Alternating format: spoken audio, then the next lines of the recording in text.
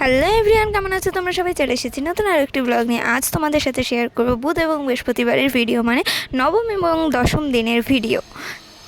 আমি আবারও ভয়েস দেওয়ার জন্য ছাদে চলে এসেছি, সেই কারণে বাইরের অনেক আওয়াজ আসছে, ট্রেন যাওয়ার আওয়াজও তোমরা পেতে পারো, কারণ এখান দিয়ে মানে ছাদ দিয়ে ট্রেন যাচ্ছে, সেটাও আমি দেখতে পেলাম। তো তার জন্যই বললাম। আর বাইরে কাদের বাড়িতে কাজ হচ্ছে করে আওয়াজ হয়েই যাচ্ছে, বিরক্তিকর আওয়াজ। এটা সব জায়গাতেই হয়, আমি বুঝি না কেন। সারা জীবনই কি প্রত্যেকটা এলাকায় এরকম কাজ হতেই থাকে? তো যাই হোক, সকালবেলা উঠে খাওয়া দাওয়া করে একটু বসে ঠসে নিলাম। তারপরে একজন এসেছিলো, কে হয় আমি জানি না।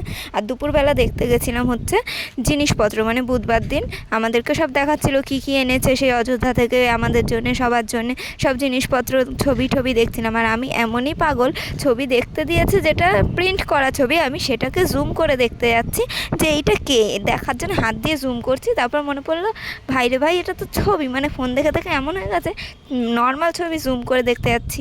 যাই হোক, বুঝতেই পারছো পাগল ছাগল মানুষ। তারপরে বৃহস্পতিবারের ভিডিওতে একবারে চলে এলাম, কারণ এই দুদিন একদম কিছু হয়নি। আর দিদিভাই শাশুড়ি চলে এসেছিলো, তো সেই কারণে আমি আরোই কিছু তুলতে পারিনি। সেরকম করে তুলতে যে বারণ করতো তা নয়, তাও সেরকমভাবে কিছু তোলা হয়নি। যাই হোক, ছাদে ভয়েস দিতে এসেছিলাম যে কালকে, তো সেই সময় দেখলাম ওর শ্বশুরমশাই, মানে দিদিভাইয়ের শ্বশুর উঠেছিল ছাদে, মানে আমি নিজে উঠে এদিক ওদিক দেখছিলাম, ফোনে ভয়েস দিচ্ছিলাম, একটু দাঁড়িয়েছিলাম। রোদ ছিল ঠিকই, তাও দাঁড়িয়েছিলাম যেহেতু ভয়েসটা দিতে হবে। তারপরে দেখলাম দিদিভাইয়ের শ্বশুর উঠেছে গাছে আম পাড়ার জন্য, কারণ সব আম বাদুড়ে পাখিতে বাদরে খেয়ে যাচ্ছে আর ফেলে দিচ্ছে। তো অত বড় বড় আম সব খেয়ে নিলে হবে? কিছু কিছু খাচ্ছে, কোনো ব্যাপার না, ওরাও তো খাবেই বলো।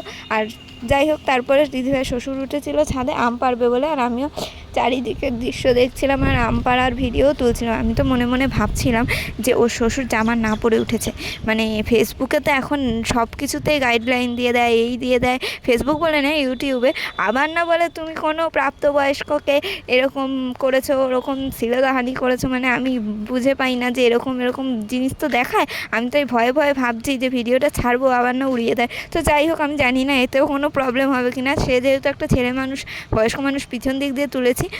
তো যাই হোক, ভয়ে ভয়ে ভিডিওটা ছাড়তে হবে। আর দেখতেই পাচ্ছ কেন গাছে উঠে পড়েছে ড্যাং করে, মানে এই বয়সেও যে শরীরে এত এনার্জি আর জোর, কি বলবো। গ্রামের লোকেদেরই থাকে এটা, অবশ্য পুরোপুরি গ্রাম নয়। আম গাছে উঠেছে দেখে মনে হচ্ছে এই আমিও যদি এরকম টং টং করে উঠতে পারতাম। উঠতে পারবো তো নাই, উঠতে চেষ্টা করলেও মনে হয় ঠ্যাং ভেঙে হাতে চলে আসবে।